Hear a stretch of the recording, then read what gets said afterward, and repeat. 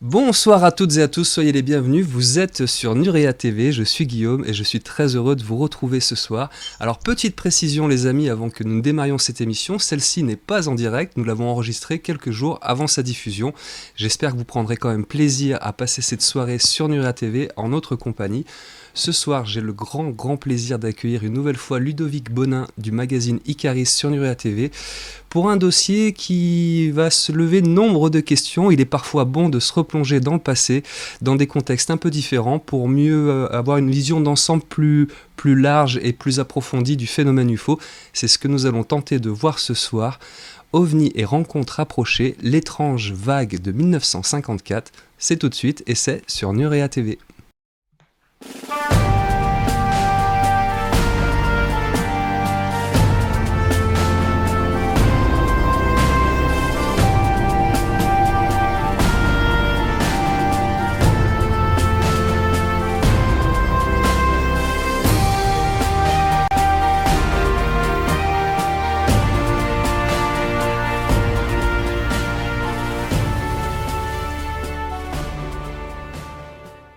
Nous voici de retour sur l'antenne de Nurea. Ludovic, sois le bienvenu parmi nous, je suis très content de te voir. Bonjour Guillaume, bonjour les Nuréens, bonjour à tous, bonjour aux lecteurs du magazine. Ravi de vous retrouver une nouvelle fois pour un nouveau dossier qui j'espère vous intéressera, vous passionnera comme moi il m'a passionné depuis le début. Celui-là, aujourd'hui, c'est un dossier, encore une fois, qui n'est pas piqué des hannetons. C'est un dossier qui va certainement lever de nombreuses questions et réflexions chez nos amis passionnés d'ufologie. Le dossier qu'on va traiter ce soir, donc cette étrange vague de ovnis et puis de rencontres rapprochées, parce qu'il y avait des habitants à l'intérieur de ces ovnis qui s'est déroulé en France en 1954. On a préparé cette émission en utilisant des archives d'Icaris Magazine, parce que pour celles et ceux qui ne te connaissent peut-être pas encore et qui tombent pour la première fois sur une interview avec toi sur Nurea, tu es le rédacteur en chef du magazine Icaris, dont nous sommes partenaires avec Nurea TV. Et puis de temps en temps, on aime bien les piocher des dossiers, parce qu'ils sont extrêmement bien travaillés, extrêmement fouillés, que tu as fait sur Icaris Magazine, et pour essayer d'en proposer une synthèse, une version interview pour creuser la chose sur l'antenne de Nurea TV. Et donc le dossier d'aujourd'hui, entre autres, vous pouvez le retrouver les amis dans Icaris numéro 22. C'est ce dossier aujourd'hui sur ces rencontres rapprochées de 1954, tu l'as traité sur divers numéros du magazine Icaris. À chaque fois, il y a des cas détaillé, approfondi de chaque rencontre qu'on retrouve dans plusieurs numéros du magazine Icaris. Et j'en profite pour rappeler à nos auditeurs que vous pouvez vous rendre sur le site du magazine Icaris, vous avez le lien juste sous la vidéo, et que tous les numéros sont encore disponibles et que vous pouvez les commander indépendamment. Donc si vous voulez creuser tous ces dossiers, avoir une sorte d'archive à la maison aussi et une traçabilité de toutes ces histoires-là, vous pouvez les commander encore sur le site Icaris, et je vous invite vraiment à le faire si vous n'êtes pas abonné, parce que vous pouvez également vous abonner à Icaris. Voilà une bonne idée de cadeau à vous offrir pour Noël. Écoute, merci Guillaume de ta présentation. Je montre le dernier numéro paru qui est octobre-novembre.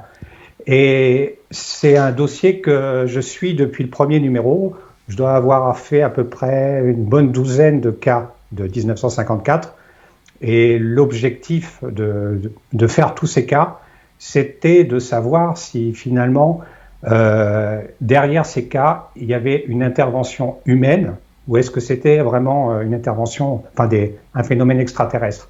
Parce que cette vague de 54, elle a la particularité de pas montrer une technologie qui est extrêmement avancée, comme on pourrait parler de technologie d'extraterrestre en 2021, où on va parler d'antigravité, de vaisseaux capables de venir de plusieurs années-lumière, ou comme on avait vu avec le dossier des drones, tu sais, la dernière fois avec l'antigravité. Je refais d'ailleurs, suite à cette émission, un nouveau dossier pour répondre à toutes les questions qui m'ont été posées. Bien. Et répondre vraiment point par point. On m'avait parlé de possibles maquettes, de canulars avérés, de création graphique. Donc dans le prochain numéro, pas le prochain qui va sortir, mais celui d'après, je réponds à toutes les questions. Et là, on voit qu'en 54, on est sur quelque chose qui est complètement différent. Et je me suis posé la question, est-ce qu'en 54, on avait affaire à des prototypes de la France, de la Russie, des États-Unis, des Allemands, qui pouvaient nous faire croire à une vague extraterrestre, alors que finalement c'était une tentative de mise au point d'une nouvelle technologie. Mais on va passer 7 cas ensemble de rencontres du troisième type. Et moi aussi, au départ, j'avais ce doute, et plus ça va. Alors, j'ai pas encore. T'as pas encore tranché la question? Voilà, il y aura encore d'autres cas, parce que il y a 2210 cas sur l'année 1954. Donc, je ne sais pas si tu te rends compte.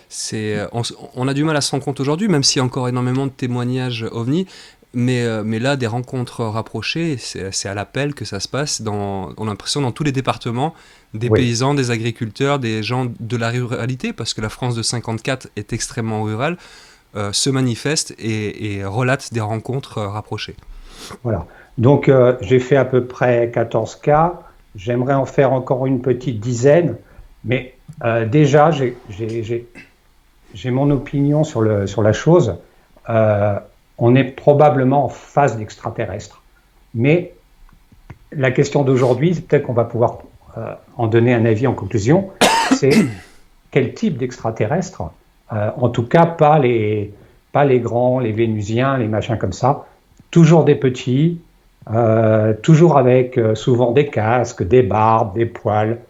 C'est très bizarre. Hein. Donc on va pas... Bizarre pour ne pas dire déconcertant.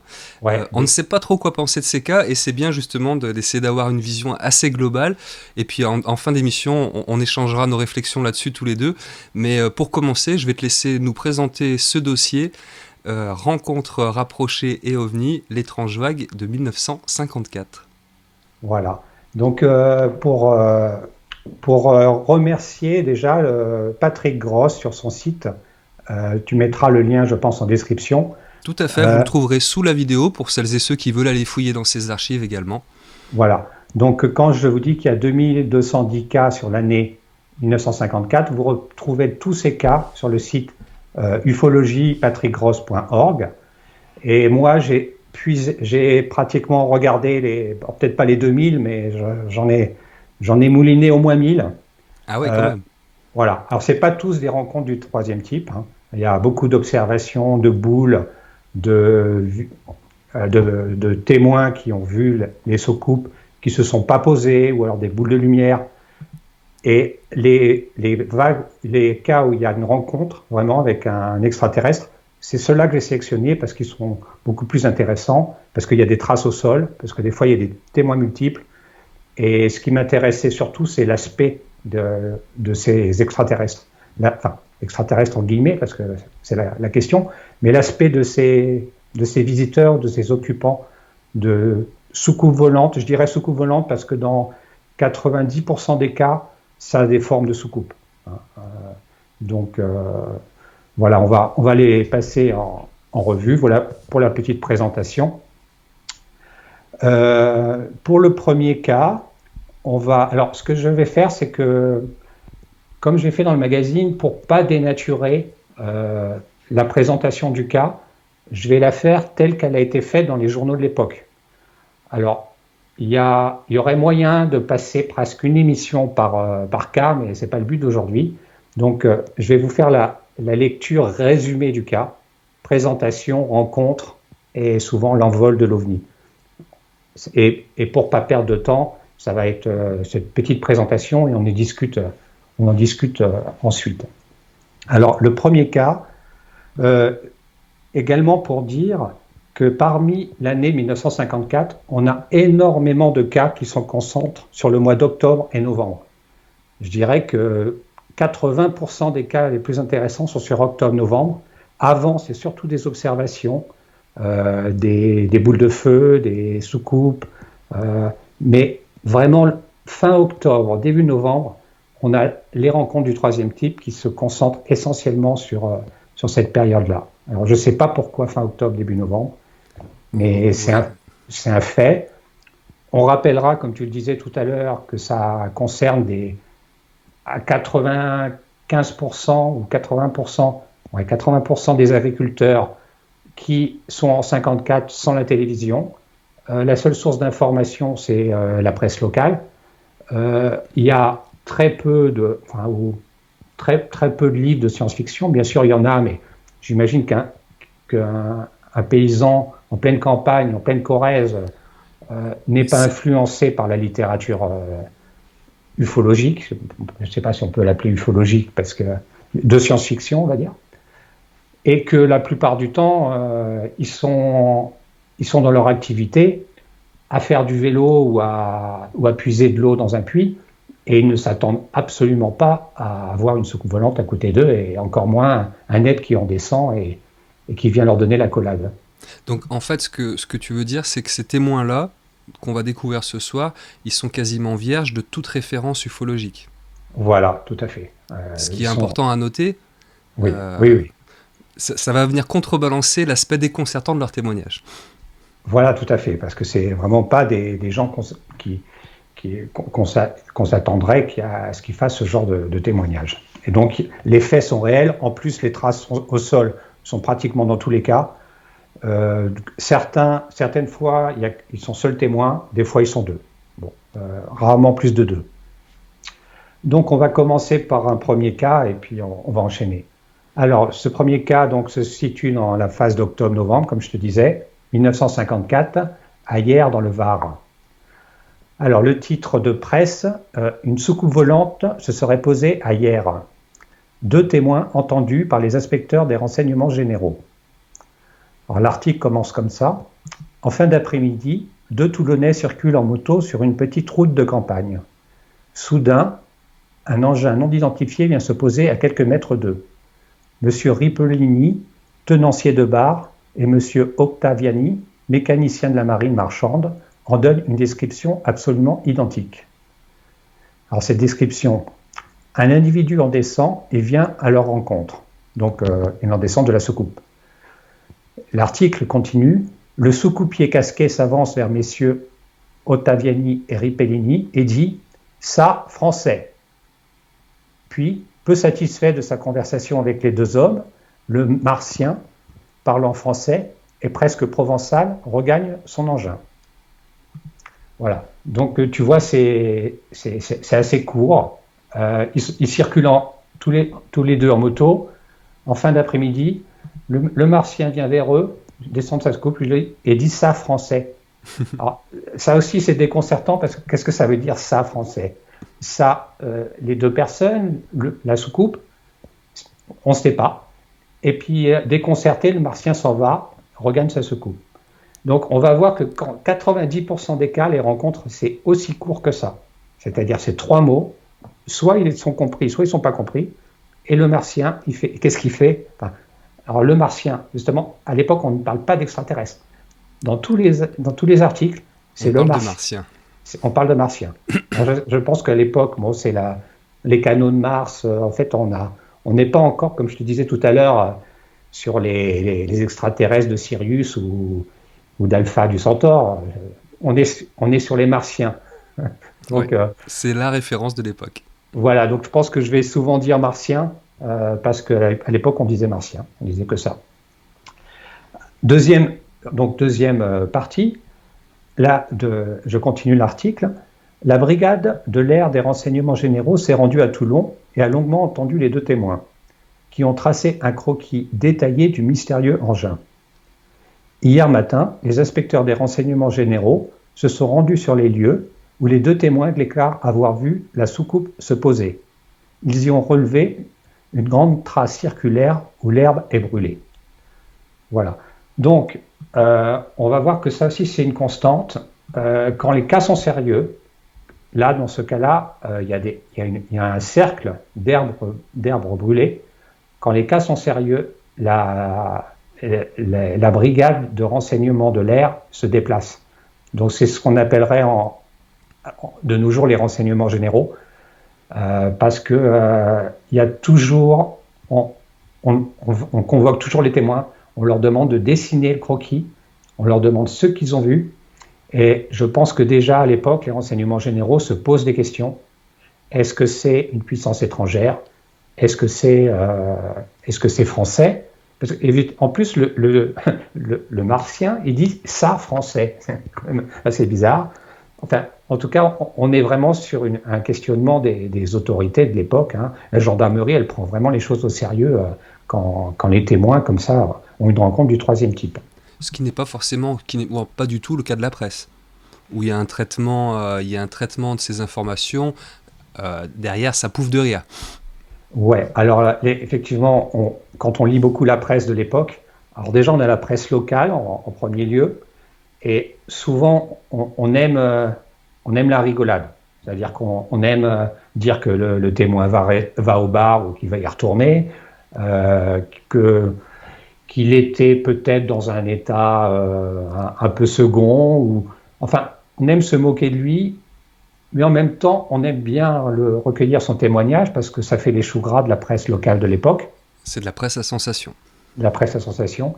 Et quand le cas est assez important, alors souvent en première page, on a la presse locale de journalistes d'autres régions qui vont aussi venir pour interroger aussi les témoins. Ce qui fait qu'on a la chance sur cette vague de 54, sur chaque dossier, on a souvent 5, 6, 7 sources de journalistes de l'époque qui font les déplacements pour rencontrer les témoins et qui nous relatent les cas. Alors on voit que grossièrement, hein, c'est la même chose, hein, mais au moins on a une avalanche de sources sur chaque cas. Et donc ça rajoute de la crédibilité. J'étais en train de réfléchir, excusez-moi la blague, mais on pourrait dire que ces histoires à l'époque font les choux gras de la presse, ce qui n'est pas sans rappeler le titre d'un célèbre film qui, je trouve, colle parfaitement au sujet du jour, la fameuse Soupe aux choux. Un film qui a été assez décrié, mais qui est assez déconcertant dans la rencontre extraterrestre. Et là, bien souvent, on a des rencontres qui ont l'air aussi irréelles que ce qu'on peut voir dans cette fiction, la Soupe aux choux, qui se passe exactement en milieu rural, avec deux paysans portés sur la bouteille, etc. Je trouve qu'il y a quelques analogies qui sont pas inintéressantes avec ce film. Ouais, tout à fait. En fait, on est exactement dans le contexte de la soupe aux choux. Et d'ailleurs, je pense que en regardant le film, mais pas en le regardant du côté comique avec le Funès, mais en regardant du côté des événements et de la rencontre, je pense qu'ils ont étudié des cas de 54 pour faire la soucoupe, pour faire le martien, pour faire le contexte, parce qu'on est exactement dans ce genre de... L'imagerie autour de ce phénomène de 54 correspond à ce qu'on voit dans le film. Exactement, ouais. Alors, aussi pour revenir aux renseignements généraux, on va voir aussi plus tard, dans le cas d'après, je crois, non c'est un peu plus tard, que on a déjà à l'époque de la désinformation qui se met en place. C'est-à-dire que on est là, le 14 octobre 54, c'est déjà l'ébullition. Parce que déjà début septembre, c'était l'ébullition. Et puis là, on est au sommet de la vague. Là. On est le 14 octobre. Il se passe quelque chose tous les jours. Si on regarde sur le site ufologie.org, on voit que ce jour-là, je crois qu'il se passe peut-être 7 ou 8 trucs dans toute la France. Donc on est au sommet de la vague. Et on sent que les services de l'État veulent faire descendre la pression. Et à ce moment-là, on a le lendemain ou le surlendemain, non, peut-être 2-3 jours plus tard dans la presse, une tentative d'explication de la rencontre de hier. D'accord. Et là, on a un ingénieur allemand qui travaille dans les usines de la SNECMA. Alors la SNECMA, c'est tout ce qui est prototype d'avion à réaction. C'est né après la guerre. Donc là, on met au point les stratoréacteurs. Voilà, c'est vraiment le fleuron de la technologie aéronautique française. Et on a un ingénieur allemand travaillant dans les usines de la SNECMA qui vient dire que ce que les deux Toulonnais ont vu, c'est un appareil français appelé coléoptère. Donc, effectivement, c'est un appareil qui a une forme bien étrange, avec un petit habitacle, comment on va dire, une grosse couronne tout autour d'un réacteur.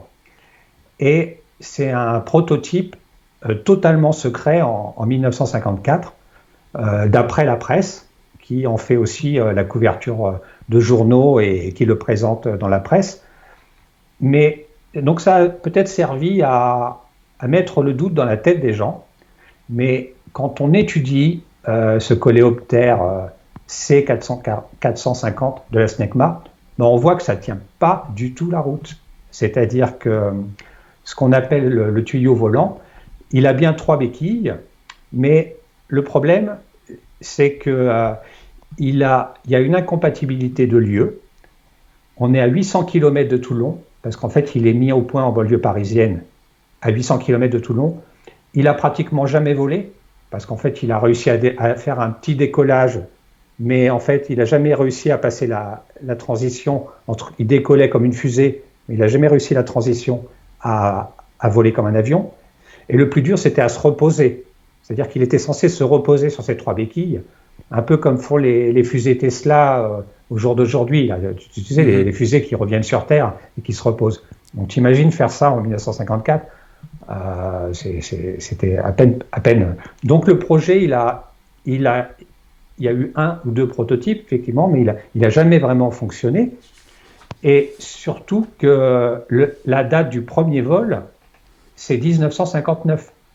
C'est-à-dire qu'en 1954, on est totalement en prototype. Il y a 4 ans d'études et le premier prototype, il vole en 59. Oui, donc il y a une sorte d'anachronisme entre les témoignages et les observations et la mise en service de ce prototype. Voilà. Donc c'est-à-dire quand les renseignements généraux avaient déjà ce prototype, mais il faut au moins 4 ans pour mettre pour que ce prototype soit capable de voler. Donc ils ont lâché un morceau en disant on a ce prototype, mais ce prototype n'a volé que 4 ans plus tard. Et 4 ans plus tard, ça a été la Bérésina, il a fait 1 ou 2 vols d'essai, on n'en parlait plus. Mais ça a suffi peut-être pour mettre le doute dans la tête des gens en disant ben voilà, ces personnes-là, ils ont vu un prototype de la SNECMA. L'explication était toute trouvée. Cette fois-ci, ce n'est pas un ballon sonde, c'est un prototype d'un avion un peu étrange. Voilà. Donc je pense que c'est une fuite délibérée, mais ça n'a rien à voir avec la rencontre qu'avaient fait les 2 Toulonnais. D'ailleurs, on voit bien le dessin qu'a fait, parce qu'en fait, ils ont fait un dessin pour les renseignements généraux. Ça ressemble pas du tout à l'avion de la SNECMA, quoi. On le voit sur l'article de presse, effectivement, c'est une soucoupe volante. Une soucoupe volante avec des trépieds. Voilà, exactement. Comme bien souvent dans les témoignages de l'époque. Ouais. Alors moi, au départ, quand j'ai démarré, aussi, je me suis dit peut-être que je vais trouver un prototype de soucoupe volante qui finalement va expliquer tous ces cas. Mm-hmm. Alors ça aussi dans le magazine, je fais, c'est une rubrique que j'appelle 1954 des plateformes volantes aux ovnis du Troisième Reich.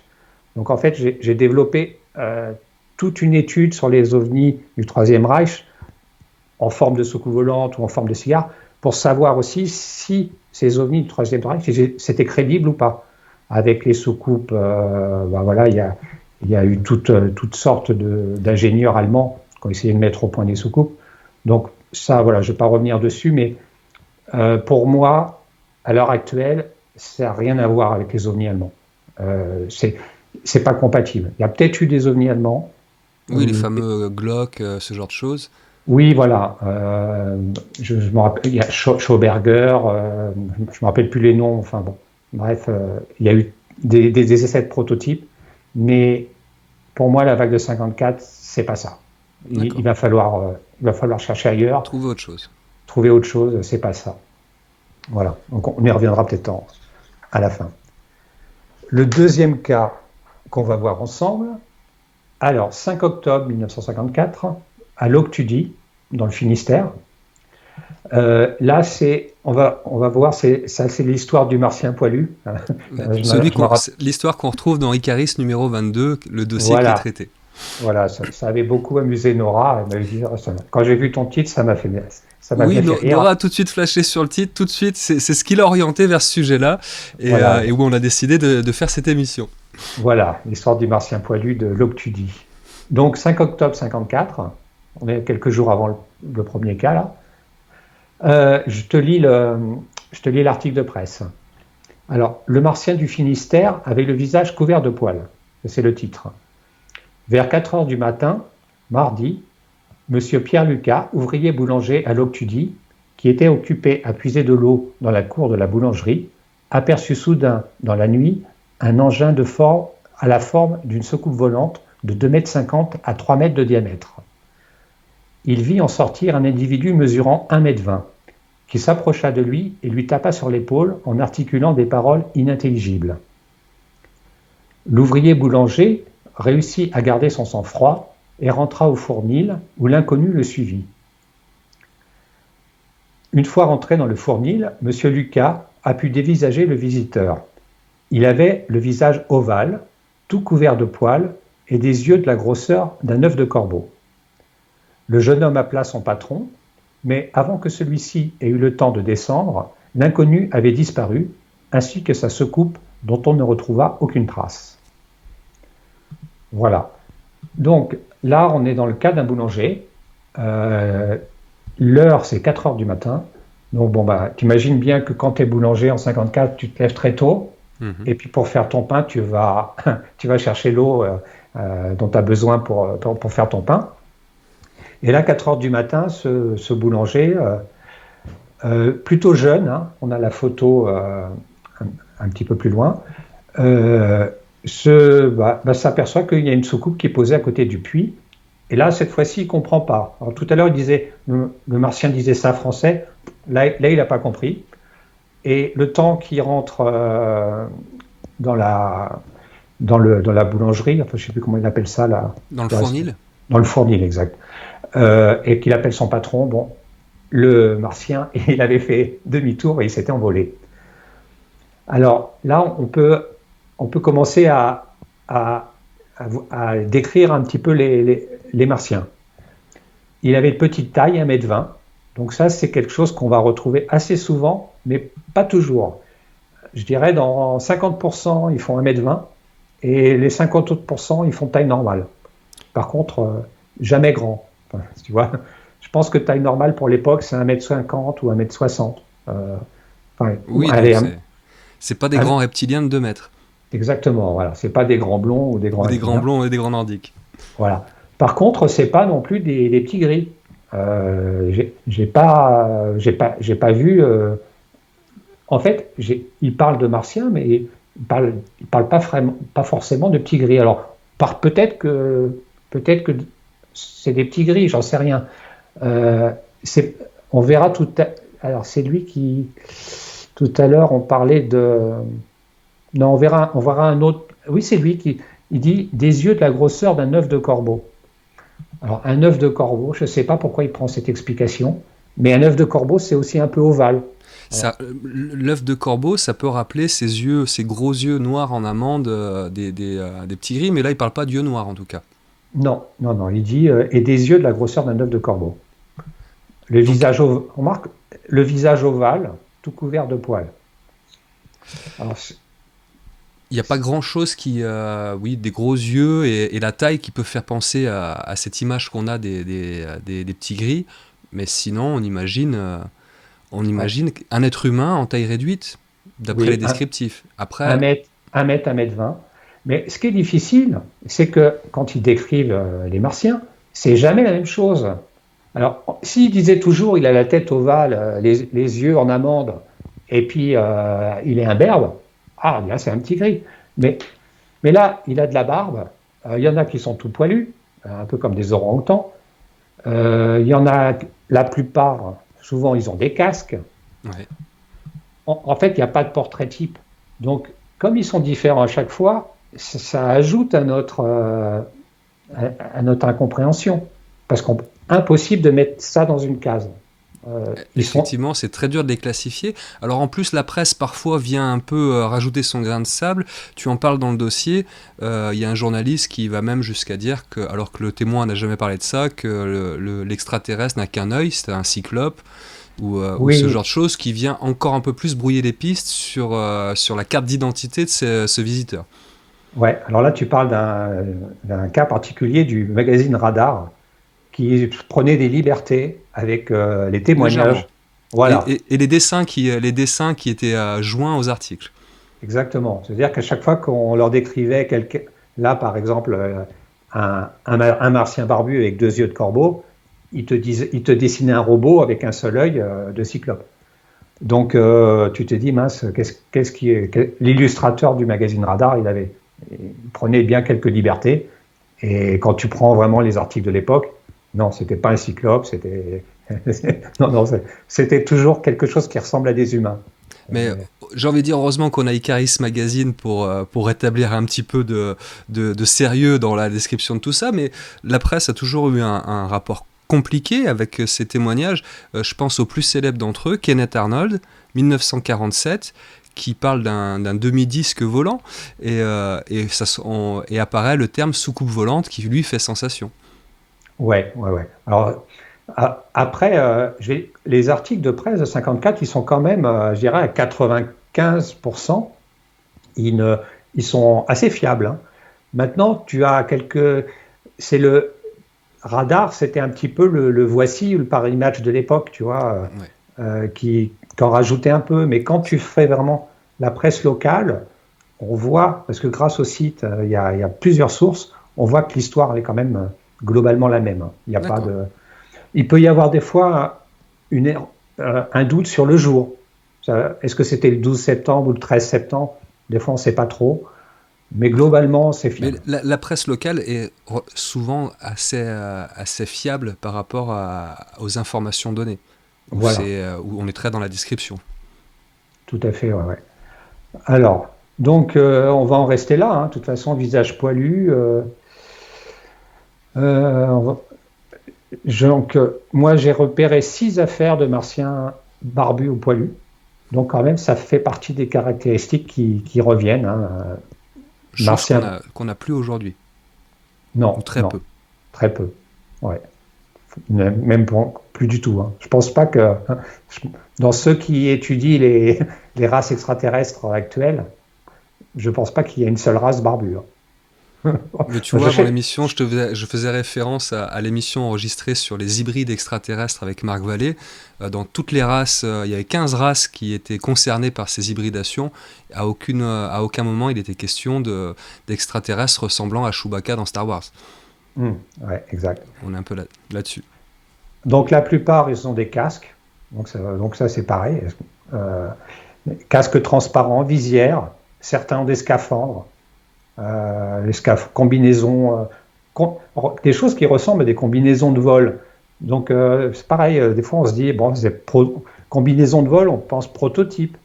Mais pourquoi on mettrait des personnes de petite taille dans des prototypes? Bon. Il y a un autre élément important, on va voir si ça se poursuit dans les autres cas que tu as sélectionnés pour nous, mais c'est le moyen de communication. Aujourd'hui, en 2021, tous les cas de rencontres rapprochées se font par télépathie. On est dans des modes de communication qui sont du domaine du paranormal, du surnaturel, de la parapsychologie. Là, ils tentent d'avoir un échange verbal avec leur interlocuteur, ce qui est surprenant. Ouais, c'est surprenant, parce qu'ils descendent, et soit ils baragouinent, soit ils parlent une langue. On va voir tout à l'heure qu'il y en a un qui parle russe. Et qui se comprend parce qu'il tombe face à un Yougoslave et parle russe. C'est encore plus déconcertant. Ouais. Parce que est-ce qu'ils comprennent plusieurs langues ou est-ce qu'ils sont perdus? Comment ça se fait qu'ils ont atterri? Est-ce qu'ils ont eu un problème mécanique? Pourquoi ils repartent aussitôt? C'est assez étonnant. Donc on peut penser que les renseignements généraux, ils se posent exactement les mêmes questions que nous là. Ça doit être sympa les réunions des renseignements généraux à cette époque. Ouais. Ils devaient avoir leur dossier. On va voir, là, on va passer le cas de Marius de Wild de Carouble. Et là, il y a eu beaucoup d'interventions des renseignements généraux, parce que ce dossier, il est très connu, hein, c'est le plus connu de la vague de 54.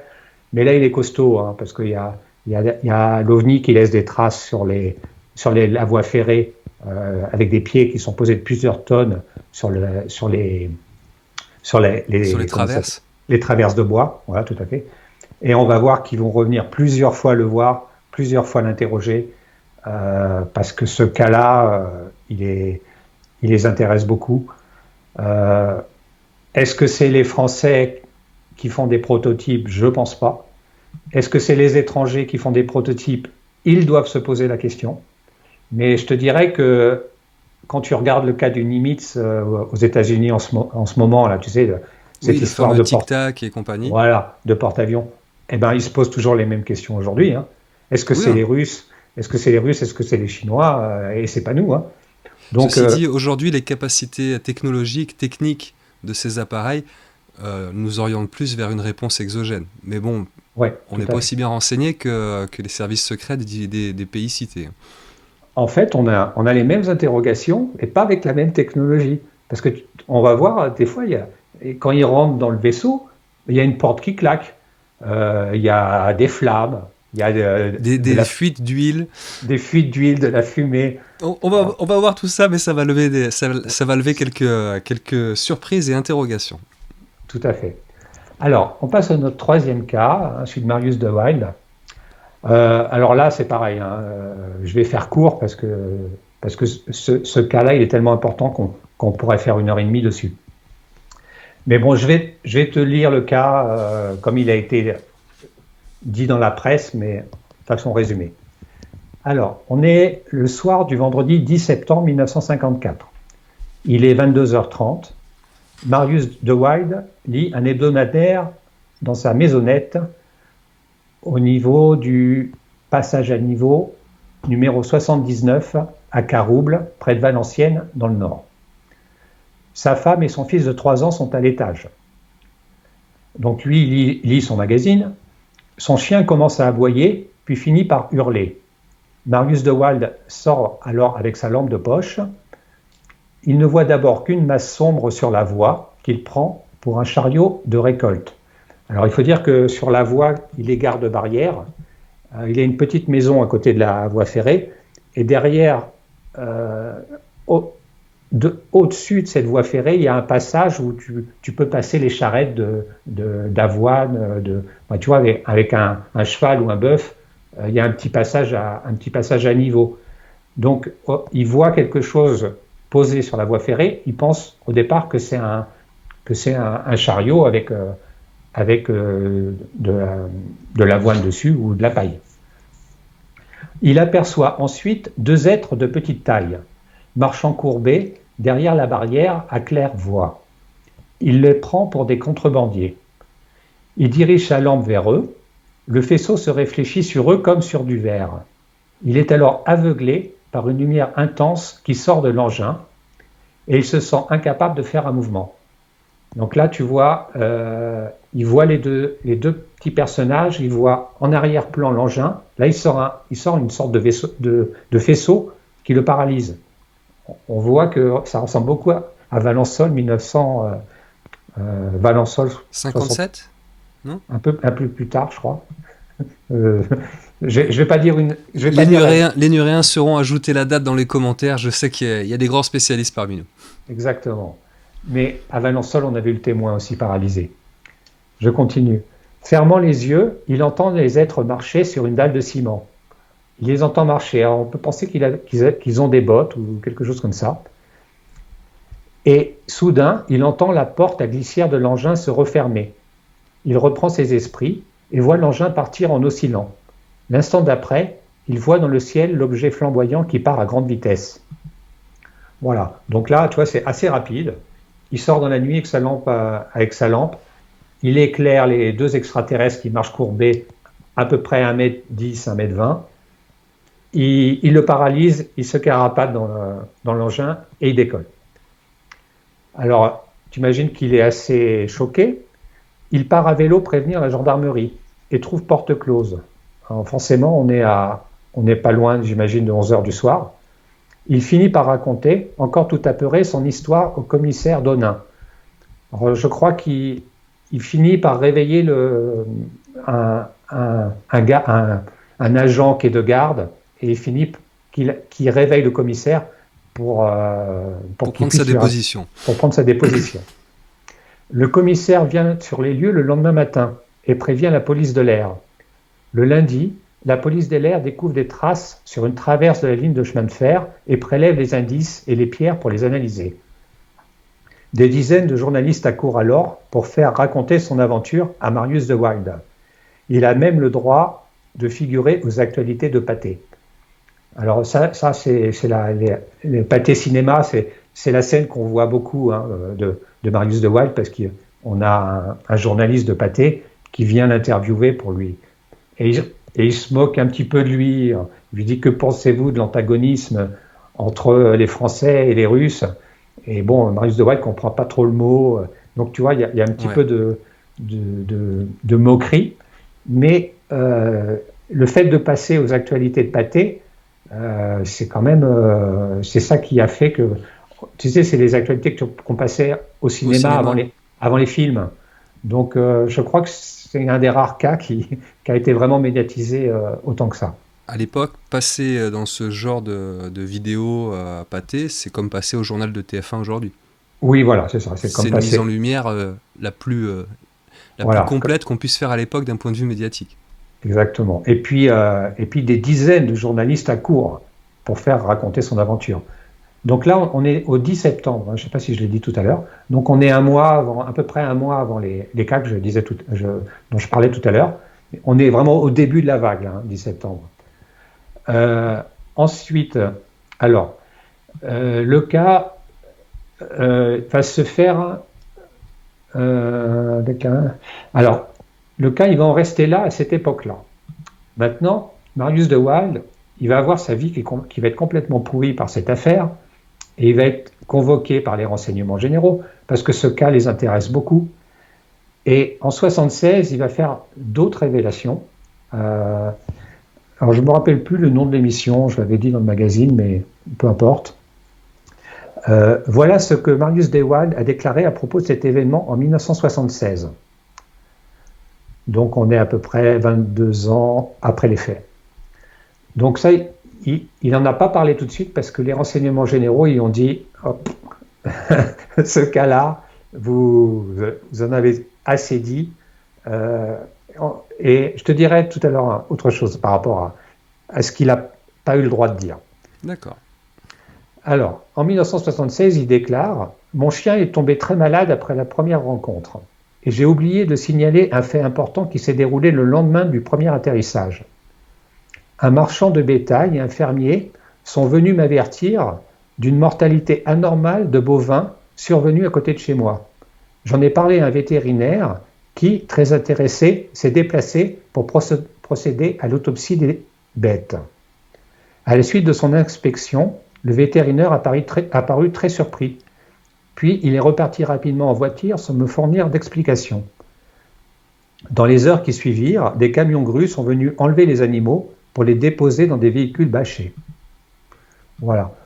Donc, tout premier cas de mutilation animale de l'histoire, le lendemain du posé de ces extraterrestres, non, on va dire ces martiens. Alors, voilà, on ne va pas débattre là-dessus, mais c'est intéressant de voir qu'il y a trois vaches qui sont mortes et qui ont été évacuées par les renseignements généraux. Là, on rentre dans des critères qui sont un peu plus connus de nous pour Oui. tout ce qui a trait au phénomène OVNI. Oui. Le bétail qui meurt, je pensais en ce moment avec Nora, on regarde une série sur Netflix qui est un documentaire en plusieurs saisons sur le ranch de l'Utah, le Skinwalker Ranch, où il y a par exemple des ovnis et ce genre de bétail qui est de décès de bétail qui est régulier et qui est vraiment qui peut pas être dissocié du phénomène ovni qu'on observe sur place. Ouais. Et là on est en 76, mais je pense que c'est quelque chose qui s'invente pas, tu vois. Mais je pense qu'on lui a dit de ne pas en parler et il en parle des années après. Alors il est arrivé plein de mauvaises aventures, il a perdu un bras, il a eu plein. En fait, il était garde-barrière, donc tu sais, je pense qu'il travaillait pour la SNCF. Il avait une petite vie bien peinard. Tranquille, quoi. Et après, il a plongé. Ça a été la descente. Ça a été la descente.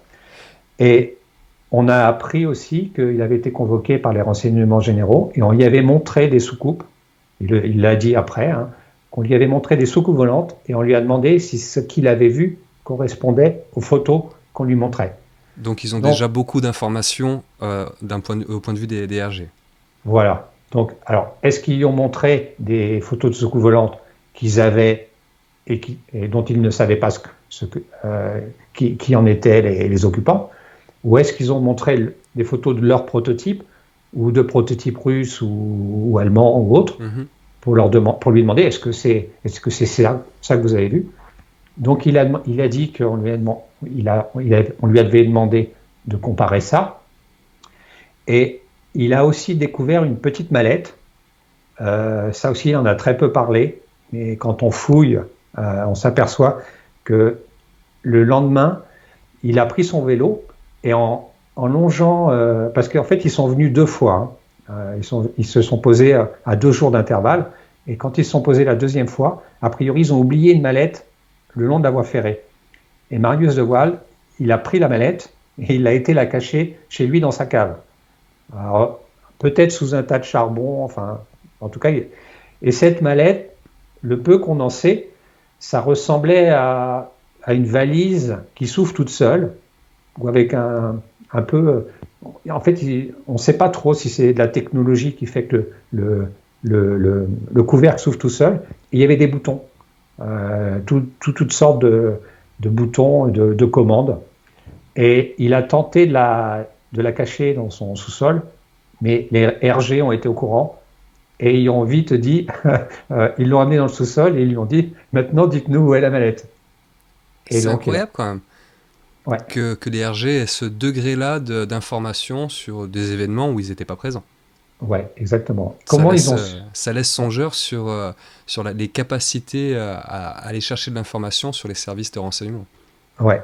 Donc a priori, ils lui ont dit où est la mallette et il a été obligé de leur donner. Qu'est-ce que c'était cette mallette? Est-ce que c'était une balise? Parce que tu sais, à l'époque, déjà, on pouvait avoir des balises VOR ou des choses comme ça pour que les engins ils se dirigent dans une direction. Oui. Alors, est-ce que si c'était un prototype, peut-être on peut se dire c'était une balise pour qu'ils se dirigent et qu'ils atterrissent à côté pour venir la récupérer. Bête. Et peut-être qu'ils ont été dérangés par le chien et Marius de Waal, ils sont repartis sans la valise. Ou alors c'est une technologie extraterrestre et ils venaient avec leur valise pour faire des prélèvements parce qu'on va voir aussi dans un autre cas un peu plus tard qu'il y a des fois ils se posent sur des sites avec une radioactivité naturelle, comme si ils cherchaient quelque chose au sol et qu'ils avaient des compteurs Gégère. Alors voilà, c'est une question ouverte. Qu'est-ce que c'était que cette valise? Il faudrait demander aux renseignements généraux. Et ne pas oublier que les RG, enfin que les services de l'État en tout cas, sont venus récupérer les corps du bétail, du bétail qui est mort.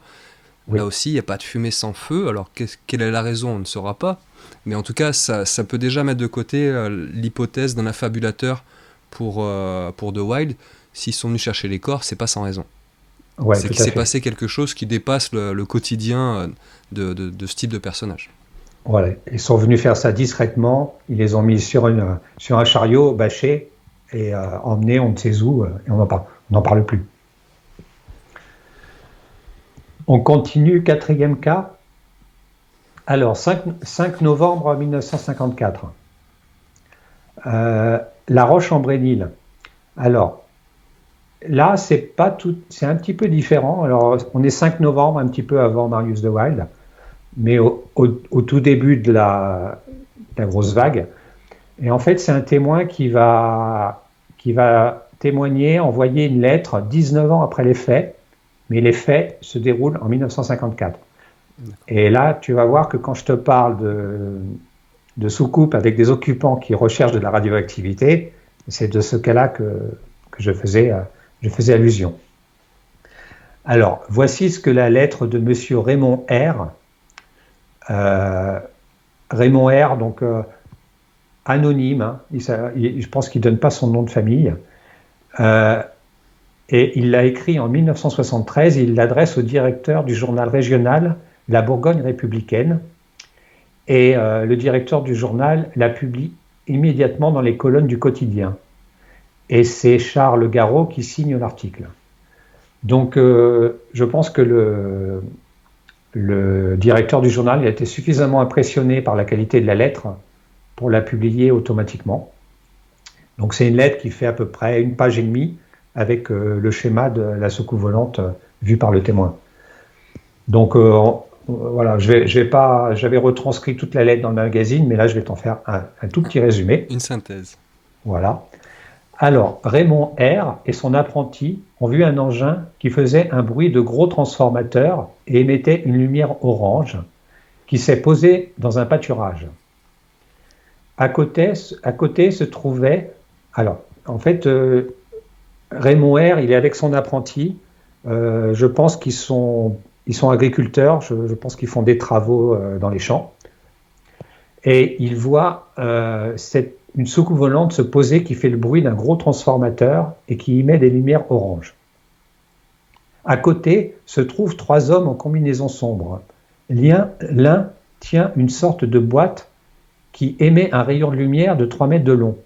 Les 2 autres tiennent des objets qui ressemblent à des armes. Paniqués, les 2 témoins se cachent derrière une haie et le plus jeune, alors je pense que c'est l'apprenti de monsieur Raymond R., sent des picotements sur son visage et il panique et s'enfuit en courant. Monsieur Raymond R. réussit à prendre 4 photographies et au moment où son apprenti commence à s'enfuir, il y a les 3 individus qui regagnent leur soucoupe volante et qui paralysent le jeune témoin, enfin le jeune apprenti, sur sa course. Donc M. Raymond R. ira le voir, il a juste été paralysé, donc ça l'a arrêté dans sa course, mais a priori, quelques minutes après, il va très bien.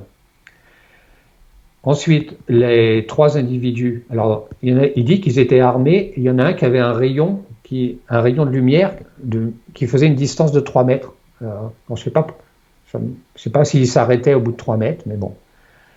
Et il prend des photos. Ensuite, une fois l'engin parti, ils vont sur les lieux, ils trouvent une substance blanchâtre et un cercle de 3 mètres de diamètre où le sol a l'apparence de cendre. Et avec des études ultérieures, on a découvert que cet endroit-là était radioactif. Voilà.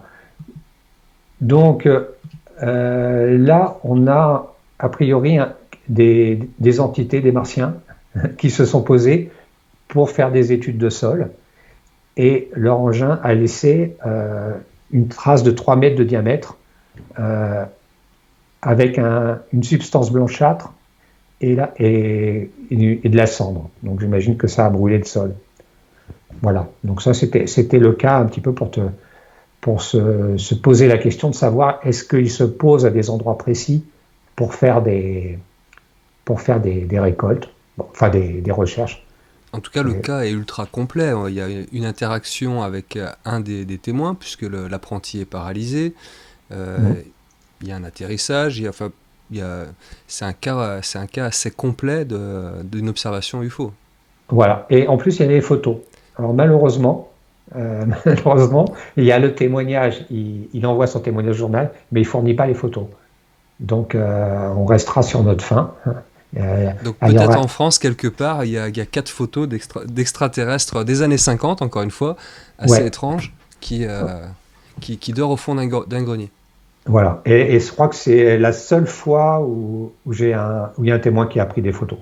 Alors, des photos, on n'en a aucune, mais c'est la seule fois où il est mentionné qu'il y a eu des photos. Où il est mentionné qu'il y a eu des photos. Et oui, à l'époque, ils n'avaient pas des Kodak jetables, et encore moins des smartphones pour prendre... Tu me diras, nous sommes en 2021, tout le monde a un smartphone et un appareil photo sur soi, on n'a pas plus de photos d'extraterrestres. Non, ni de soucoupe volante d'ailleurs. Donc tu vois, le problème reste toujours le même, hein. On en parlait tout à l'heure, les mêmes questionnements reviennent, et certaines caractéristiques ne changent pas. Exactement, et à l'époque, si tu avais des photos, la gendarmerie, les renseignements généraux, ils venaient, et ils te prenaient tes photos, et tu les revoyais plus, hein, de toute façon. Mais comme il y en a eu très peu, de toute façon, je ne vais même pas leur porter de mauvaises intentions. Non. Mais on peut être sûr que s'il y en avait, ils les prendraient. On va aborder, alors il nous reste 3 cas. On va continuer. Alors, celui-ci, c'est le 5 octobre, à Mertrude, en Haute-Marne. Alors, le titre du journal, c'est « Les passagers des soucoupes volantes prennent contact avec des terriens ». Alors, le texte. Un témoignage étrange est celui de monsieur André Narcy, 48 ans, cantonnier à Mertrude, dans la Haute-Marne. Il se rendait hier matin à son travail à motocyclette lorsqu'à proximité de Voile-Comte, à 7h15 du matin, il remarqua dans un champ un objet de couleur orange. En se rapprochant, il constata qu'il se trouvait en présence d'un engin inconnu. Le cantonnier s'arrêta et, à pied, il arriva à une centaine de mètres de l'objet. C'est alors qu'il aperçut un petit être d'environ 1,20 m de hauteur et vêtu d'une houppelande couverte de poils. Monsieur Narcy eut très peur et se coucha sur le sol. Puis il appela l'individu. Celui-ci, après s'être retourné vers lui, s'engouffra dans sa machine, qui s'envola immédiatement à la verticale pour se perdre dans les nuages. Donc là, encore une fois, tu vois, très bref. La soucoupe se pose, il y a une entité qui en sort, dès qu'elle est vue, soit elle dit 3 mots, soit elle dit rien du tout, elle repart dans sa soucoupe. Le texte continue comme ça. D'après M. Narcy, l'engin était de forme sphérique, d'un diamètre de 10 mètres environ. Sous la sphère se trouvait une sorte de fuseau et le hublot par lequel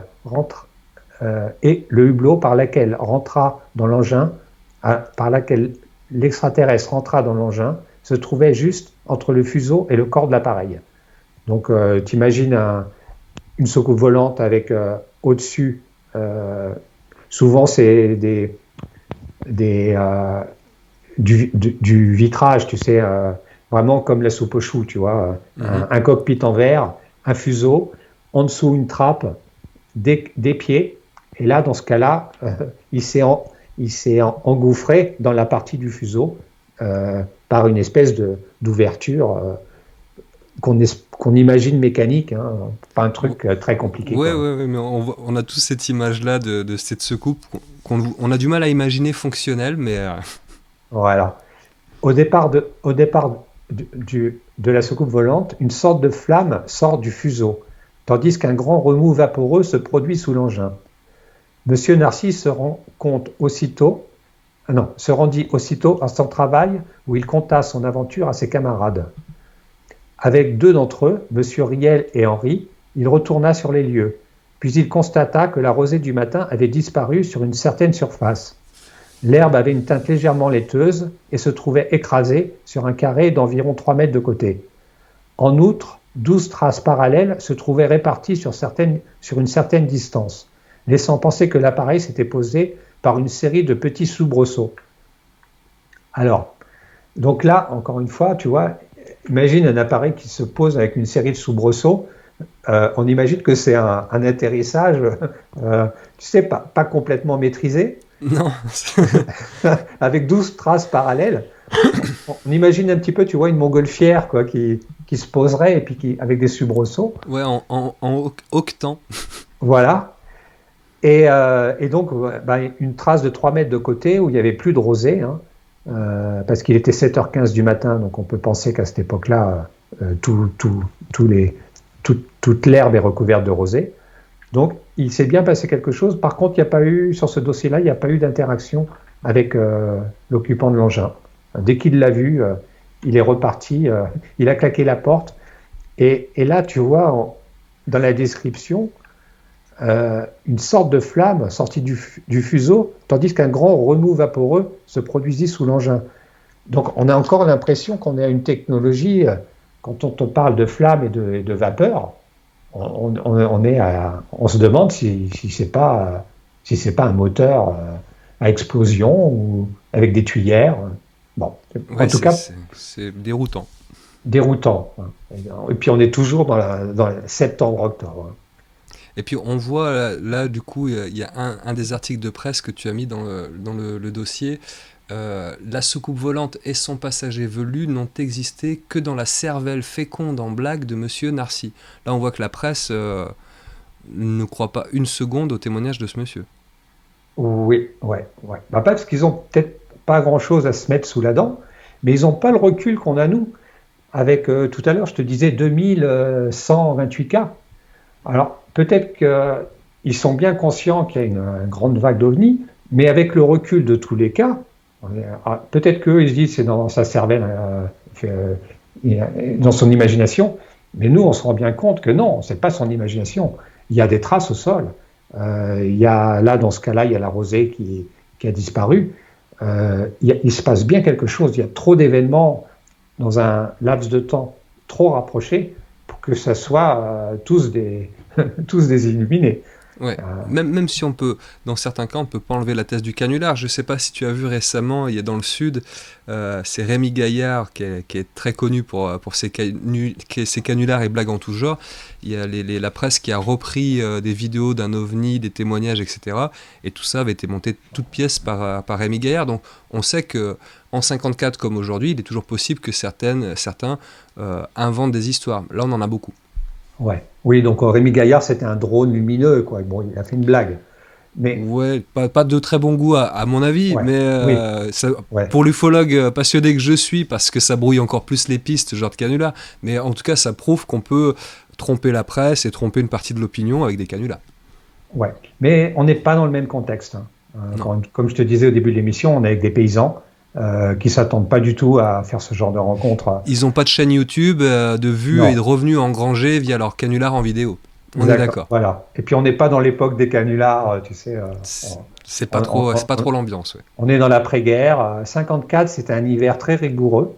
Hein, je sais pas si tu te rappelles. L'hiver 54, il est connu, l'abbé Pierre, je crois, Ouais, et a commencé à devenir médiatisé à cette période-là via ses prises de parole. ouais. Donc imagine au mois de novembre en 54, je sais pas si on avait beaucoup envie de faire des canulars pendant une grande vague de froid. Euh, Peut-être, oui. Peut-être aussi, hein. Bon, Mais moi, personnellement, je ne pense pas. voilà. On continue. Allez, c'est l'avant-dernier. J'espère que les internautes ne s'ennuient pas trop. Moi, je pense que les Nuréens sont là en train de se dire, mais qu'est-ce que c'est que ces cas d'observation? Et que ce que je vous le Ouais, disais en préambule de cette émission, c'est vraiment important de revenir dans le passé et de revenir à la genèse de notre culture UFO et de voir comment ça se passait il y a 60-70 ans. C'était quand même une autre affaire. ouais. Et en même temps, ces cas, bon, on les voit rapidement, mais c'est la somme qui fait que l'ensemble devient crédible. Oui, Parce que, un témoignage comme ça, isolé et sans rien autour, bon, on se dit, ok, il y a un farfelu. Mais là, tu parlais de plus de 2000 cas sur le site que tu mentionnais en début d'émission. ouais. Alors, bien sûr, pas tous des rencontres du troisième type, Non, Beaucoup mais il y en a. de lumière, de choses comme ça. Mais quand même, euh, pour, pour faire sur une année de 2000 observations, c'est énorme, hein, c'est énorme, hein. Oui, et puis en France, En euh, France, ouais. c'est Ouais. notre ami Éric Zurcher qui a écrit plusieurs livres sur les rencontres humanoïdes et qui est pareil, en Italie, en Espagne, il y en a il y en a tout autant. Ouais. Alors, en 54, il y a quelques cas en 54 en Italie, en Espagne, mais par rapport à la France, c'est C'est peanuts, hein. beaucoup moins. Ah ouais, je dirais peut-être 10-15 en Italie ou quelques-uns en Espagne, alors qu'on est à des centaines et des centaines en France, hein. D'accord. On parle vraiment de vague française de 54. Alors, si c'est une puissance étrangère, pourquoi la France? Ou est-ce que c'est la France qui avait récupéré une technologie spéciale, hein? Et Pourquoi qui pas? testait sur son Et sur qui, son et territoire. qui testait sur son territoire une technologie récupérée en Allemagne ou je ne sais pas. Ou alors, c'est des Martiens, mais si c'est des Martiens, et on sait aujourd'hui qu'il y a peu de chances qu'ils viennent de Mars, mais peut-être qu'ils venaient. Alors, on peut aller sur, après d'autres origines de ces êtres à petite taille. On ne rentrera pas dans le débat aujourd'hui, mais d'où viennent ces entités? euh, La question reste posée. La question reste ouverte. Un autre cas, donc 22 octobre, Saint-Rémy dans les Vosges. Alors là, c'était le fameux cas que je te parlais tout à l'heure, cette fois-ci, le martien parle russe. C'est pour ça que c'est assez spécial.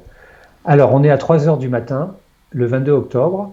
Un paysan de Saint-Rémy dans les Vosges, monsieur Louis Oujvani. Alors, Oujvani, tu vois, c'est consonance tchèque, pays de l'Est, Europe de l'Est, oui. Europe de l'Est. 40 ans, Alors, il est à bicyclette et il circule sur une petite route de campagne. Et d'un seul coup, il se retrouve nez à nez avec un homme armé qui le menace d'un revolver. Donc, on Ouais. imagine avec son vélo. L'individu est de forte corpulence et de taille moyenne. Donc, tu vois, cette fois-ci, il n'est pas petit, il est de taille moyenne. Il est vêtu d'un blouson de couleur grise. Il porte sur les épaules des insignes brillants. L'homme parle une langue inconnue. Monsieur Ujvani, de nationalité tchèque, essaye à tout hasard de lui parler en russe. Son interlocuteur le comprend parfaitement et lui répond: Où suis-je? Est-ce que je suis en Italie ou en Espagne? Demande le martien. Il s'informe ensuite de la distance le séparant de la frontière allemande, puis demande l'heure à monsieur Ujvani. L'ouvrier lui indique qu'il est environ 2h30. À ce moment-là, l'homme sort de son blouson une montre qui indique 4h du matin. Et il lui dit: il n'est pas 2h30, il est 4h. Bon. Surréaliste. Surréaliste. Il disait, juste avant, il dit: où suis-je? Suis-je en Italie ou en Espagne? Est-ce que la frontière allemande est encore loin? Déjà, là aussi, c'est Ça n'a ni queue ni tête. c'est surréaliste, alors qu'il se balade en vélo, le pauvre monsieur Eugénie. Alors Louis Eugénie aperçut alors au milieu de la route un engin ayant la forme de deux assiettes renversées l'une contre l'autre, dont émergeait une sorte de périscope. Arrivé à une trentaine de mètres de l'appareil, qui avait environ 1,50 m de haut et 2,50 m de large, l'inconnu lui dit de s'éloigner. Mais en se retournant de temps à autre, M.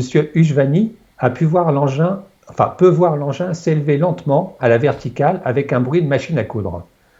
Lorsque l'engin parvient à une altitude de 50 mètres, il part à l'horizontale et disparaît en direction du sud.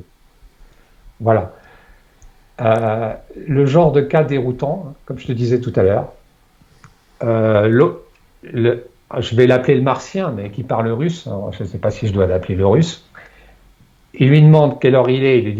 L'autre il dit 2h30. Il dit non, il est 4h. Et on a l'impression qu'il s'est posé là parce qu'il est paumé, quoi. C'est un martien qui a cassé son GPS, qui parle russe.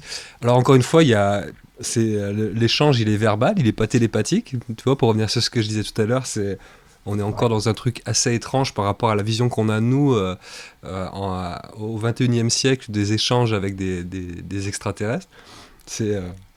Ouais, et les distances, c'est quand même impressionnant. On est dans les Vosges, et il lui demande où suis-je? Est-ce que je suis en Italie ou en Espagne? T'imagines, est-ce qu'il a une soucoupe qui parcourt les distances à une vitesse si grande que ça, qu'il ne sait même pas s'il est en Italie ou en Espagne? Et après, il cherche la frontière allemande.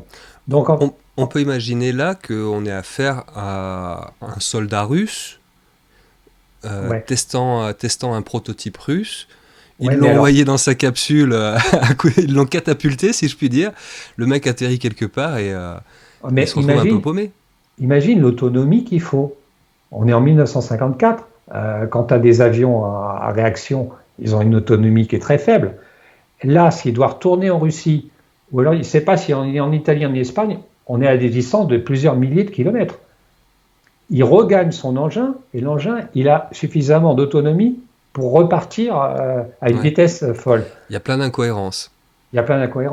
C'est-à-dire qu'il a une soucoupe qui s'est posée à la verticale, qui redémarre à la verticale. Qu'est-ce qu'on a comme propulsion là-dedans? Et comment on fait pour emporter autant, si c'est du carburant, autant de carburant pour parcourir de tels... En fait, on se dit que même un prototype, c'est pas possible. Ou alors il n'a pas de hublot, et s'il n'a pas de hublot, il ne sait pas où il est. Oui. Il est bien content d'atterrir à 2h du matin. Il navigue au hasard, à vue, selon les vents. Et puis il y a ce bruit de machine à coudre qui caractérise le bruit. Alors là aussi, on n'est pas du tout... Tu sais, tout à l'heure, dans le témoignage, un des témoignages précédents, le témoin parlait d'un bruit, tu sais, comme un accumulateur électrique. On est déjà un peu plus proche de témoignages contemporains sur des observations d'OVNI. Là, un bruit de machine à coudre, On a l'impression qu'il y a un mec qui pédale pour faire Ouais. tourner les hélices. C'est vidéo gag ce témoignage-là. Comme Ouais. certains. Enfin, quand je dis ça, c'est pas péjoratif, ça, je remets pas en cause le témoignage des gens, mais vu à notre époque et avec les connaissances qu'on a sur le dossier, ça semble être vidéo gag. Ouais, ouais. Alors, et puis encore quelqu'un en vélo à 3 heures du matin. Et en plus, celui-là, il est armé. C'est-à-dire Oui, il est armé, il a des espèces de. Il dit des insignes sur les épaules. ce On qui peut m'a fait penser, penser à tout de suite à un militaire. ouais, on peut penser Tu sais, à les des. petites barrettes brillantes qu'on retrouve sur bon nombre de costumes, enfin Ouais. d'uniformes militaires dans tous les pays. Mais c'est Donc, étrange. donc t'imagines quand tu étudies la vague de 54, que tu commences par ce dossier-là, tu te dis, ah bah ça y est, j'ai compris, c'est des Russes qui se sont posés là et on se dit, on va y arriver. Il a des grades, il a une arme, il fait 1,60 m, il Il y a parle quelques russe. références qui nous orientent vers l'hypothèse bien humaine et Ouais, militaire. on se dit, c'est bon, je vais y arriver. Donnez-moi encore 5-6 cas comme ça, je vais y arriver. Et puis après, tu continues et tu es Laissez-moi complètement 10 perdu. minutes, je vous règle le dossier UFO une bonne fois pour toutes. Mais le gars, il y est encore, je pense. Voilà. Et puis la fois d'après, il est poilu. Et la fois d'après, il a un casque. Et puis la fois d'après, il parle un charabia. Et puis après, il demande si c'est un français. Des fois, il parle pas. Donc finalement, tu nages, quoi. C'est le cas. C'est le cas. Voilà. Et on va nager donc encore un quart. Ça sera le dernier pour ce soir. Dernier tour de bassin. Voilà, dernier tour d'embrouille, je vais dire. On est en Corrèze le 10 septembre 1954. Donc tu vois, hein, tous les cas que je t'ai rencontrés du troisième type que je t'ai cité ce soir, septembre-octobre. C'est tout sur l'automne automne 54, ouais. Ouais. D'ailleurs, on est quoi? On est autour de cette période là, un petit peu après, mais moi, C'est la bonne période de l'année pour traiter de ces cas. voilà, moi souvent au mois de novembre, je regarde le ciel, je me dis, Ouais. je pense à la date du 5 novembre, tu sais, à 90 où il s'était passé Oui, oui, le fameux 5 novembre 90 où il y a eu tous ces ovnis. Donc le mois de novembre, j'observe plus, est mais propice malheureusement, il n'y a rien. J'ai pas de bol, hein. ne désespère pas de rencontrer un martien poilu. Voilà.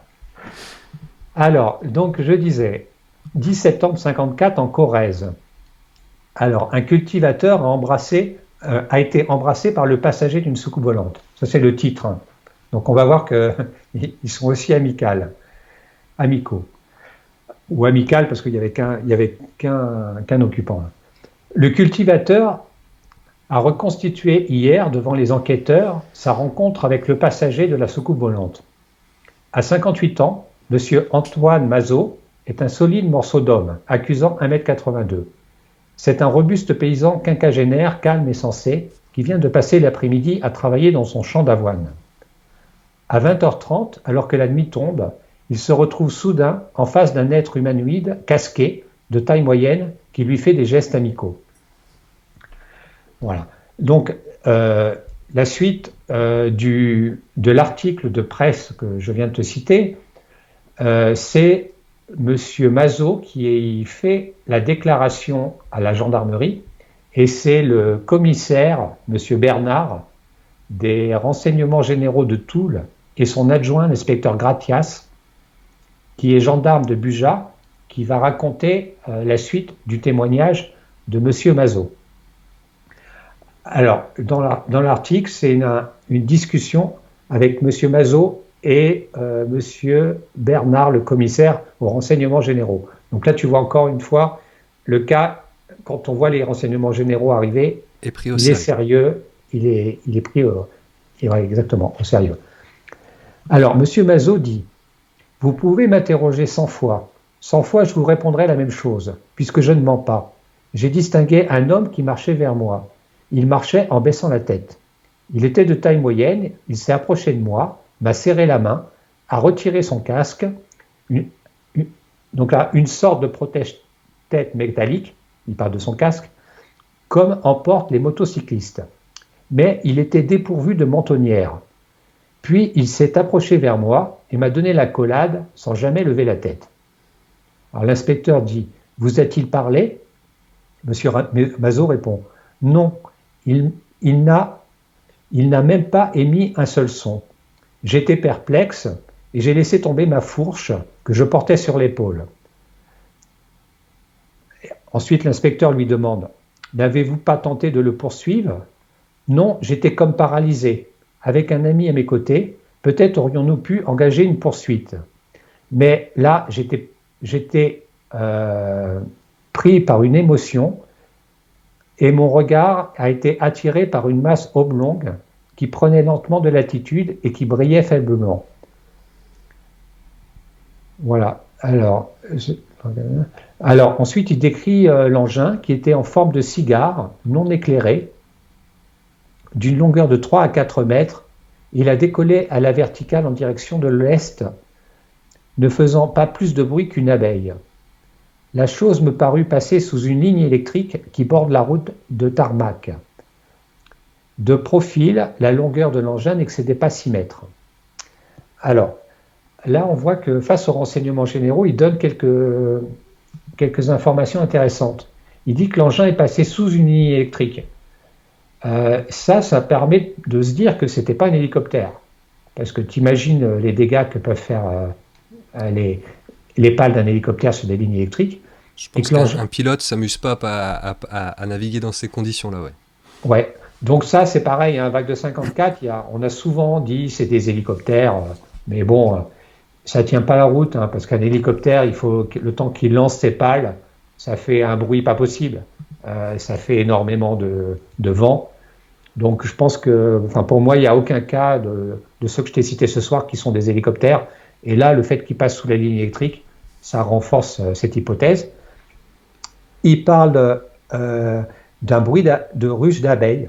Donc on est un petit peu, tu vois, je ne sais pas ce que c'est des bourdonnements d'abeilles. Tout à l'heure, on revient sur ce bourdonnement qui était mentionné tout à l'heure, qui est un phénomène électrostatique ou électrique. Enfin, on est dans de ce domaine-là de la physique. Tout à fait. Et donc là, alors à quelle heure il était? Il était 20h30 à la nuit tombée. Et au niveau, voilà, on n'a pas de conversation. Par contre, l'occupant baisse la tête, se dirige vers Monsieur Mazot, qui est un rude gaillard d'1m82. Il lui donne l'accolade. Donc, oui, une marque d'affection. Une marque d'affection, hein, peut-être une accolade, une bise ou un truc comme ça. Il fait demi-tour, il monte dans son engin, il s'en va. Là aussi, surréaliste.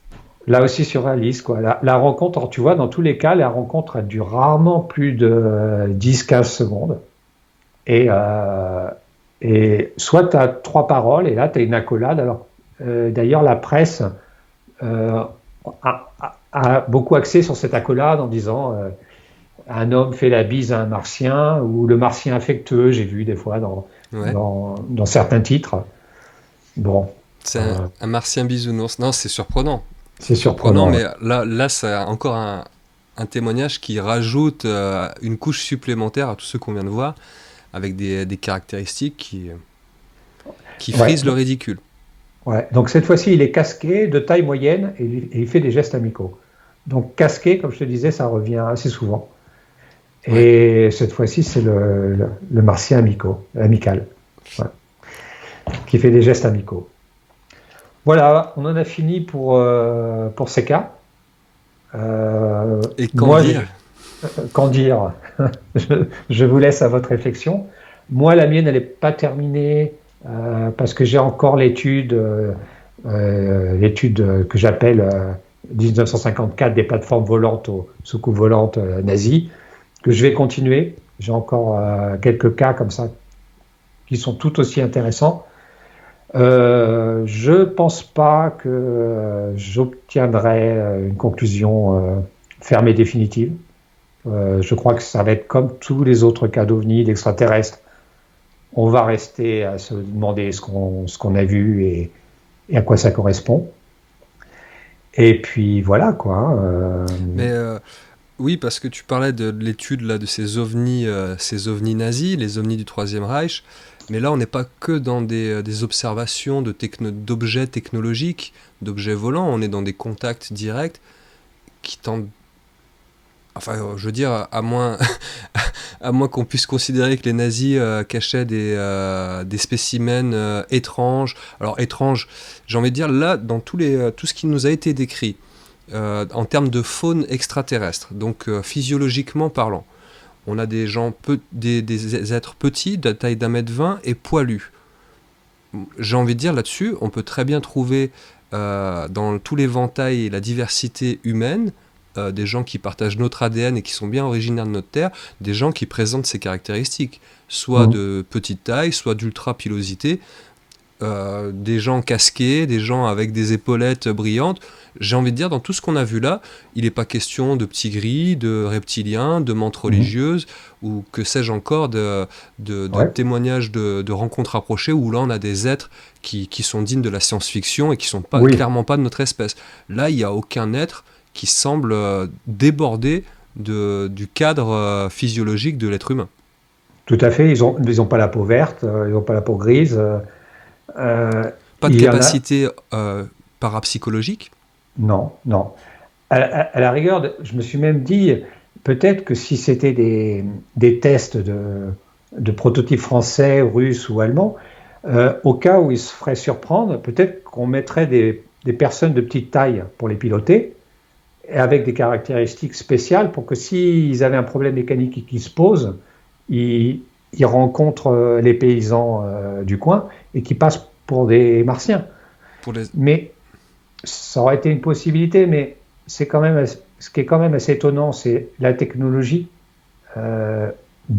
Cette technologie, elle paraît quand même si elle est rudimentaire, elle paraît quand même en 2021 difficilement explicable en 54.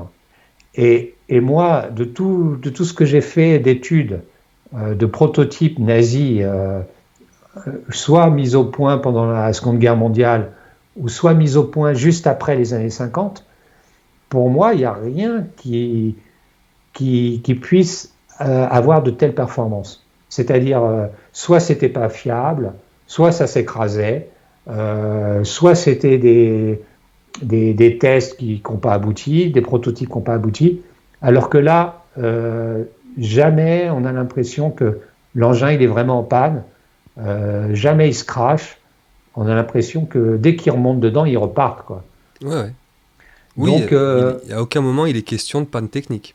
Ouais. Moi, c'est pas l'impression que ça me donne. Soit ils viennent inspecter le sol, ou tout à l'heure on parlait de mutilation de vaches, ou peut-être qu'ils ont un but pour atterrir en pleine campagne, j'en sais rien.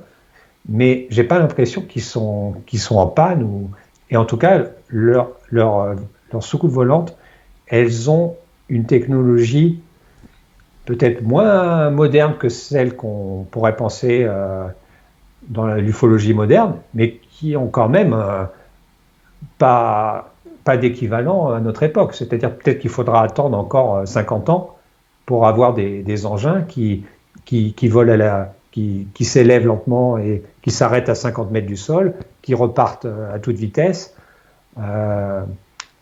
Pour l'instant, on n'a toujours pas ça. Je pensais à un article que j'ai fait où on avait un spécialiste de l'aéronautique qui parlait à Monsieur Leduc. Tu sais, Leduc, c'était quelqu'un qui a fait les avions Leduc dans les années 50. C'était les premiers avions avec stratoréacteur. Et en fait, Leduc, c'était un ingénieur français qui mettait au point les premiers avions à réaction français, et qui parlait avec un autre spécialiste de l'aéronautique qui disait justement avoir vu une soucoupe volante qui restait en stationnaire. Il promenait son chien et il avait vu la soucoupe volante rester 30 minutes en stationnaire au-dessus de lui. Et il en discutait avec Monsieur Leduc. Et donc, ils étaient vraiment entre spécialistes de l'aéronautique. Et les premières réflexions de l'ingénieur Leduc, c'était comment on peut rester 30 minutes en stationnaire sans bouffer 15 fois l'emport de carburant de l'époque. Donc en fait, ça pose vraiment problème.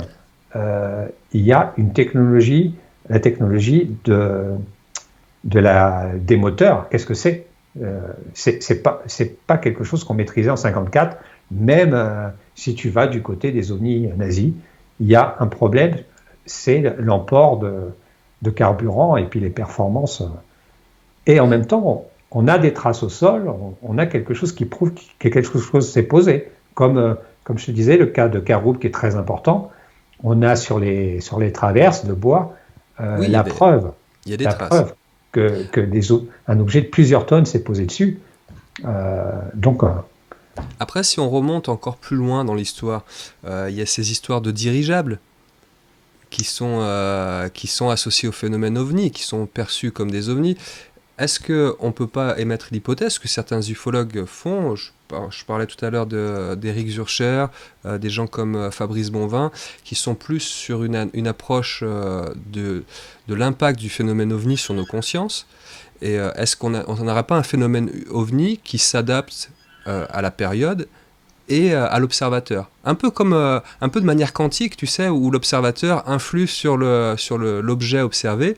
Là, de la même manière, le phénomène ovni s'adapte aux références que l'observateur peut mobiliser pour comprendre ce qu'il a en face de lui. ouais. Alors moi, je suis pas dans cette optique-là. Moi, je suis vraiment dans l'optique ufologue fait. Tu vois, ce dossier-là me plaît parce que j'ai des tas d'articles de presse, j'ai des faits, j'ai des témoins qui sont crédibles. Je m'arrête aux faits. Après, chaque ufologue pourra avoir sa théorie. Moi, ma théorie, c'est je sais pas. C'est-à-dire que moi, ma théorie, c'est je vais accumuler les cas et, et aujourd'hui, là, si tu me poses la question, comme tu disais tout à l'heure, je comprends pas. Je sais pas si c'était des extraterrestres ou si c'était des prototypes, Mhm. mais plus ça va, plus je pense que c'est des extraterrestres. Parce que la Et technologie ça me viendrait fait. complexifier la compréhension du phénomène ovni. Se dire, mais Hmm. pourquoi de telles observations? Je veux dire, si si on avait affaire à des civilisations extraterrestres capables de voyager sur de longues distances, ou en tout cas de réduire ces distances et de passer d'un point A à un point B, chose qui nous semble inconcevable pour nous avec nos technologies humaines. Si on est face à ça, il y a 70 ans, ils étaient déjà capables de ces prouesses. Donc pourquoi se présenter aux observateurs sous cette forme-là, on a l'impression, encore une fois, des fois que les ovnis, il y a une bicyclette dedans qui sert de moteur et qu'il y a un mec qui pédale tellement ça semble ridicule. Pourquoi cet aspect ridicule du phénomène ovni? Ouais. Alors maintenant, c'est pour ça qu'il faut être ufologue, parce que quand tu es ufologue, tu connais beaucoup de choses. Tu vas peut-être aller voir vers Roswell, tu vas peut-être aller voir vers une technologie récupérée à Roswell, une tentative de rétro-ingénierie sur cette technologie. Mais à ce moment-là, pourquoi en France? Pourquoi pas une vague similaire aux États-Unis en 54? Mais en même temps, tu t'aperçois qu'entre 50 et 54, il y a eu aussi beaucoup d'observations et beaucoup de choses aux États-Unis. Euh, Ce qui pose problème toujours, c'est la source d'énergie, quoi. On en revient toujours là. Dans nos cas, ça peut être des extraterrestres. Peut-être qu'ils viennent pas de très loin, mais en tout cas, la technologie, d'où elle sort, quoi. Donc, moi, pour l'instant, je ne vais pas aller plus loin Mhm. parce que j'en suis bien incapable. Et ben voilà, peut-être que tu auras un autre invité qui viendra derrière moi et qui Ben, aura chacun amène ses plus pièces de d'idées que puzzle sur moi. Nuria. Nuria TV, c'est un peu ça, hein. Tu sais, on a une grande planche en bois, et puis tous nos invités débarquent avec une petite pièce de puzzle, et puis on essaie de la mettre à un endroit de cette planche en bois. Et peut-être dans quelques années, on aura une vision à peu près un peu plus claire de ces phénomènes-là. Ouais. Là aujourd'hui, on n'amène pas de réponse, mais on amène matière à se poser des questions. La dernière que je voudrais aborder avec toi pour cette émission, Ludovic, elle concerne les renseignements français. On a vu dans les cas que tu nous as présentés aujourd'hui qu'ils intervenaient très fréquemment, dès 54, certainement même avant. Euh, Là aussi, si on extrapole un peu, ça laisse à supposer qu'au niveau des services gouvernementaux, depuis des décennies, on cumule de l'information, alors que pourtant, vu de l'extérieur, on a l'impression qu'ils ne s'intéressent pas au sujet. Ouais, ouais, ouais, tout à fait. Euh, Deux remarques. Dans l'ufologie, il y a toujours le moyen pour celui qui ne croit pas de ne pas y croire et celui qui y croit des arguments pour y croire. Donc ça, c'est quelque chose qui existait en 54 et qui est constant de nos jours. Mhm. Et maintenant, je crois que je constate que les services de renseignement, qu'ils soient français ou américains, ils ont l'air d'être dans la même panade aujourd'hui qu'en 54. C'est-à-dire qu'en 54, ils interrogeaient les témoins, ils faisaient des enquêtes de terrain, mais je ne suis pas sûr si c'était des extraterrestres, je ne suis pas sûr qu'ils aient tout compris. Et aujourd'hui, si c'est des extraterrestres, je ne suis pas sûr qu'ils comprennent tout non plus. Donc on a, encore une fois, deux possibilités. Soit on se dit, ils savent tout et ils collaborent, ou c'est leur rétro-ingénierie et c'est leur technologie, mais ils ont su quelque chose au départ. Ou alors soit ils savent rien et ils pédalent dans la semoule depuis 70 ans comme les ufologues. Ouais. Et derrière, ils pédalent dans la semoule parce que c'est une intelligence extraterrestre qui a comme premier ordre de ne pas nous donner de preuves. Ça, c'est peut-être aussi... mais en tout cas, des preuves, on n'en a toujours pas. Donc, voilà, moi, je n'irai pas plus loin. Très bien. Voilà. Bah, écoute, Ludovic, merci infiniment pour ce partage que tu as voulu faire avec nous aujourd'hui sur Nurea TV. Encore une fois, ce dossier il est passionnant, c'est encore une pièce de puzzle qui se rajoute, et j'espère que vous, les Nuréens, vous aurez pris plaisir à suivre cette émission et à enrichir votre culture UFO. Il y a des éléments nouveaux qui s'ajoutent. Qu'allons-nous en faire à l'avenir? Nous verrons bien. Je rappelle aussi, donc, notamment le dossier sur ce martien poilu du Finistère, vous le retrouvez dans le numéro 22. Dans tous les numéros d'Icaris, vous avez à chaque fois un dossier UFO, donc vous pouvez vous les procurer directement sur le site icaris.fr, si je ne me trompe pas. Le lien est sous la vidéo. Vous allez dans la partie où vous pouvez, je crois que c'est dans la boutique, où vous pouvez retrouver tous les anciens magazines. N'hésitez pas, soyez curieux. Et Ludo, au-delà de l'émission, merci infiniment pour le travail de dingue que tu fais avec Icaris Magazine. C'est toujours un plaisir de lire ce magazine et d'ouvrir encore un peu plus son esprit sur les mystères qui nous entourent. Eh ben, c'est moi qui remercie voilà, tous les Nuréens de nous soutenir, d'être là pour nous regarder. Et puis, sans eux, comme je dis, on n'est rien. Donc, deux mecs qui discuteraient voilà, sur YouTube tout seuls dans leur coin. Exactement. Et le plus important, voilà, c'est de partager et d'avoir l'esprit ouvert et puis de se changer les idées parce que ça fait du bien. Voilà. Tout est dit. Merci beaucoup, Ludo. Voilà, merci à tous et gros bisous à tous. Allez, à bientôt. À bientôt. Les amis, j'espère que vous avez passé une bonne soirée pour cette émission UFO sur Nurea. Je vous dis à très très vite pour de nouvelles émissions, que ce soit en différé ou en live. Quoi qu'il en soit, prenez soin de vous. N'oubliez pas de jeter un petit coup d'œil au ciel de temps en temps. On est en plein automne, peut-être que le temps s'y prête. Et puis n'oubliez pas, gardez les pieds sur terre et la tête toujours dans les étoiles. À très bientôt. Ciao. Merci. Au revoir.